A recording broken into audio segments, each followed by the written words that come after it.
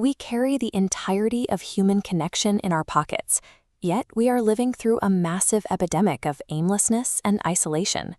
We are more plugged in than any generation in history, but millions of people report feeling entirely disconnected and alone. The cultural default is to point the finger squarely at Silicon Valley. We accuse tech executives of treating our attention as a commodity, deliberately engineering platforms to harvest and sell our time to advertisers. Recommendation algorithms operate by creating a closed feedback loop. Every click, view, and pause is recorded, allowing the software to construct a sphere of information tailored specifically to you, a filter bubble that systematically silences any conflicting perspectives. When conflicting ideas are erased, our existing biases harden until they are all we can see. This psychological vacuum makes outside perspectives feel like a threat, turning curated interests into tribal warfare. These systems weaponize our identity to keep us scrolling. But blaming the code gives the technology far too much credit. These algorithms do not inject toxic behaviors into our minds.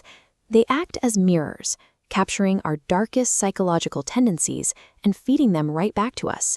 If we want to understand why we are so easily manipulated by glowing screens, we have to look past the software. We have to confront the uncomfortable realities of our own biology. We are inherently social primates. For tens of thousands of years, our brains have operated by constantly comparing ourselves to others within our tribe.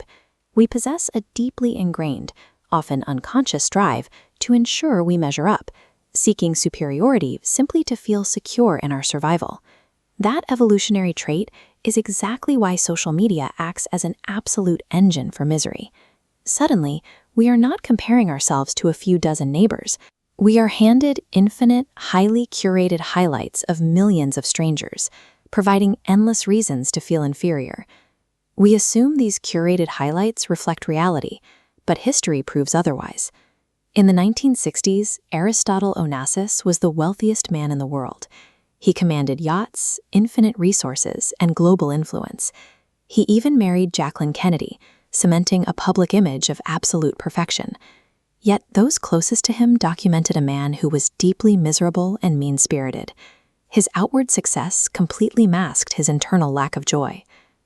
When we see someone succeeding where we are failing, we almost never admit that we are envious. Instead, our egos step in to protect us. We decide they do not deserve their success, or we invent flaws in their character, tearing them down in our minds to soothe our own insecurities.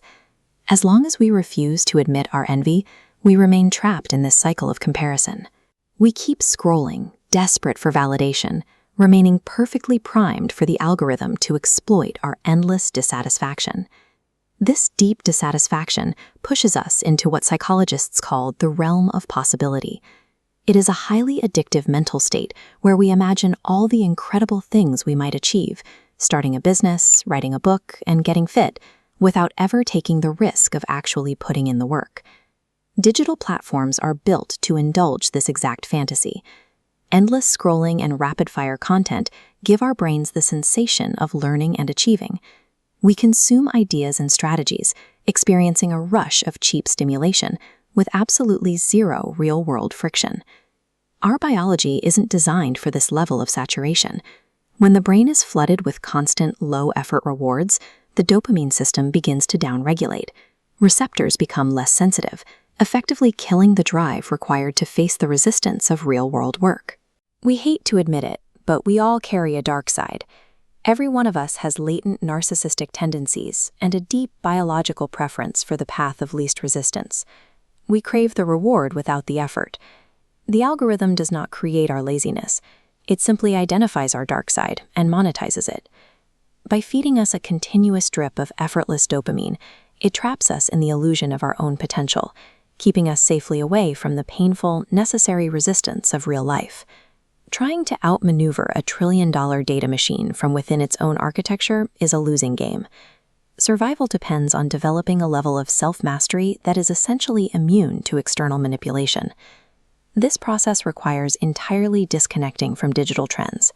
You have to look inward and excavate the specific, unique interests that fascinated you as a child, long before societal expectations and social media metrics told you what you should value. Mastery demands recognizing that intelligence comes in multiple forms. You must identify your specific frame of mind. For someone like Albert Einstein, that meant a fierce logical intelligence, using abstract reasoning to solve complex equations. But that logical processing is equal in value to the bodily kinesthetic intelligence required to dominate a basketball court. Kobe Bryant applied the exact same level of genius to physical movement. If you force yourself into the wrong domain, you will never reach your potential. Once you find your domain, you must learn to say no. Steve Jobs was notorious for this discipline. He understood that true focus is not an aspiration. It is the minute-by-minute sacrifice of 1,000 other brilliant ideas to protect your primary path. You have to stop chasing virality and fast money. Look at the rapper 50 Cent. The public only sees the glamour and the massive success, but they ignore the years of near failure, the physical trauma, and the brutal, unseen internship of grit required to survive the music industry. Protecting your attention in an ecosystem built to steal it is the only real path to autonomy. Mastery over one's own mind remains the ultimate advantage in an age of total digital saturation.